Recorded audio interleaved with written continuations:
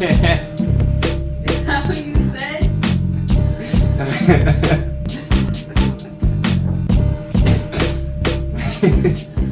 What's going on, everybody? Dev Del Molino here, the synthesizer of opinions. I'm back with another motherfucker review, a 65432 on the latest MAXO KREAM album, Punken. 65432. 6-ish minutes, 5 things to know about the album or the artist, 4 favorite tracks, 3 adjectives to describe the album, and finally I'm left with 2 possible ratings. Is the album hot or not? So, 5 things to know.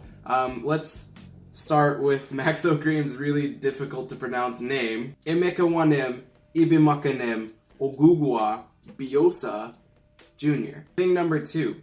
Emekawanem Ibimakanem Ogugwa Biosa Jr. is with the shits. MAXO has had a very gang-related past, and that is something that shows up at the very forefront of his lyrics. MAXO is a trap rapper, and unlike a lot of your favorite trap rappers, MAXO actually traps. And this is just one of a couple different things that sets MAXO apart from most of his contemporaries within this subgenre. Again, he's from Houston and he very much embraces the sound and the feel of the city in his music. So just from the jump, he is a different breed of trap artist compared to your Atlanta trap, or the guy from New York who tries to sound like Atlanta trap, or the guy from Chicago or Houston that tries to sound like Atlanta trap. Fact number, I don't know what we're on. I don't actually count.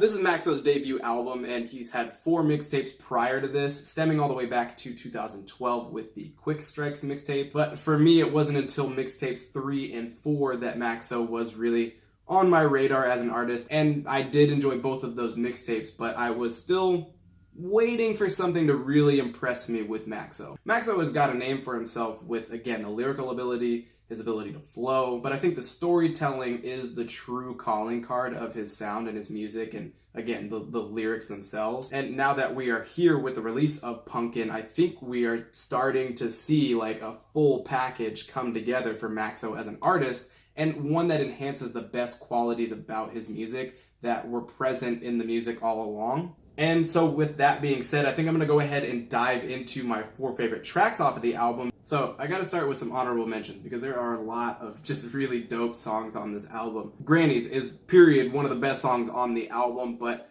it did come out like a year before this album dropped, so I'm not going to count it. Work is the intro song on the album, another great storytelling song. And then Astrodome Part 2, hella pimpin'.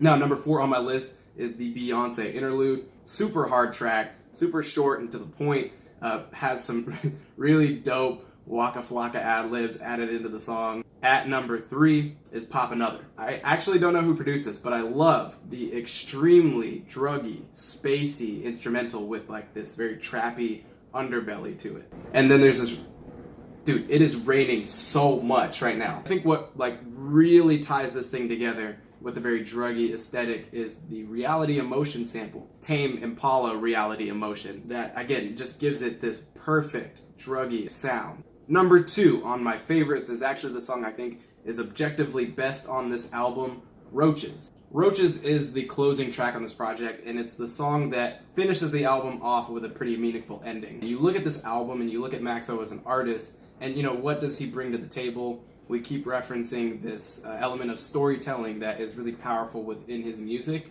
and this is the song that does it the best. A lot of this album has revolved around MAXO telling stories about himself as a child, himself growing up, people that were either around him or related to him, friends, families, aunties, uncles, grandmas, parents, cousins that maybe like got him into trapping, which is maybe a negative thing, but also a huge part of his character. And while about half of this album is just general content, another half of this album is dedicated to telling those stories. And then there's Roaches, which has a really well-structured first verse where we are introducing a lot of these same elements that we have talked about previously on the album, but it does so in a way that creates an environment. And so again, in this first verse, we are getting another really vivid and colorful depiction of MAXO's environment, specifically in his adolescence. And then Hurricane Harvey hits. You know, making a song about a natural disaster like that, which we are all very aware of, and talking about how it's destroyed your environment is touching. But I think just in this song alone, and then when you look at the entirety of the album,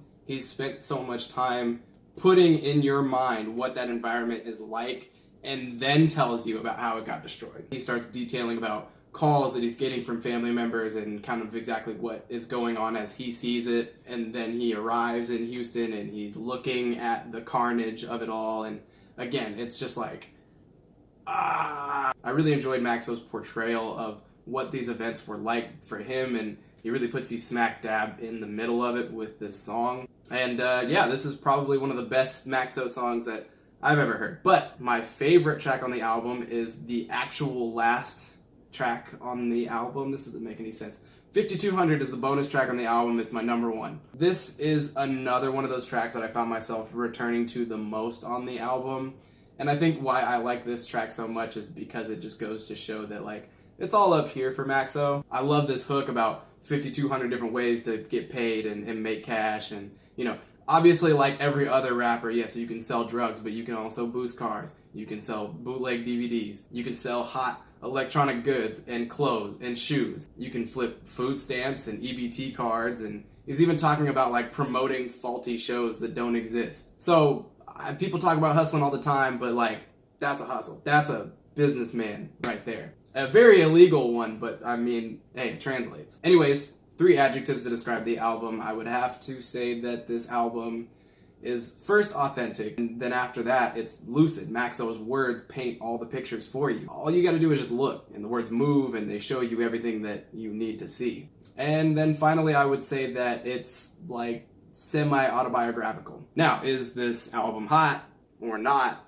Hot. Super hot. Super hot fire. I give this project a lot of credit where it does have its filler tracks and some tracks that I don't really enjoy all that much. Like, there's a Trippie Redd feature on here that I think is a little bit squandered between the two of them. And then there's a track or two on here that just aren't as lively as the rest. But again, I keep talking about what Maxo's wheelhouse is as an artist and what he's really good at. And it's those things that are the very best about his music that are enlivened by what is brought together on this project. So the stuff that makes Maxo good is really, really, really good on this album, which leaves this album impressive to me. Other than that, I don't think I have much to say. I will have this album in rotation a lot. So, what do you think about the Punken album by MAXO KREAM? If you have not heard it, I would certainly suggest it. If you do end up listening to it, please DM me your thoughts on Instagram at 40ounces.of.dev, Twitter as well at Dev Del Molino. And remember, art without favor is like having no water